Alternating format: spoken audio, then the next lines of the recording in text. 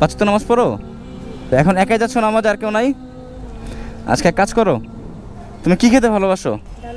ডালপুরি। বাইকে ঘুরছো কখনো? বাইকে ঘুরতে মন চায়? হ্যাঁ, সত্যি মন চায়? তাহলে আজকে নামাজ যেতে হবে না, আজকে আমরা বাইকে ঘুরি, চলো। আর তোমাকে ডালপুরি খাওয়াবো, ঘোরাবো, চলো। বুঝি না? আজকে নামাজ পড়তে হবে না, কালকে পড়লে হবে। হ্যাঁ, কারণ কি? ডালপুরি খাওয়াবো, তারপরে হাজির বিরিয়ানি খাওয়াবো। আর তুমি তো বাইকে ঘুরতে পছন্দ করো, বাইকে ঘোরাবো, চলো। পেছনে ওঠো।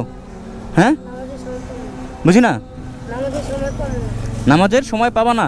আজকে নামাজ না পড়লে হবে, সমস্যা নেই, চলো চলো চলো চলো চলো চলো চলো। হ্যাঁ, কারণ কি? আল্লাহর কাছে হিসাব দিতে হবে, এই কারণে একদিন হিসাব মাফ করে দিব, অসুবিধা নাই। আল্লাহ তাআলা ক্ষমাশীল, চলো। নামাজের ক্ষমা নাই।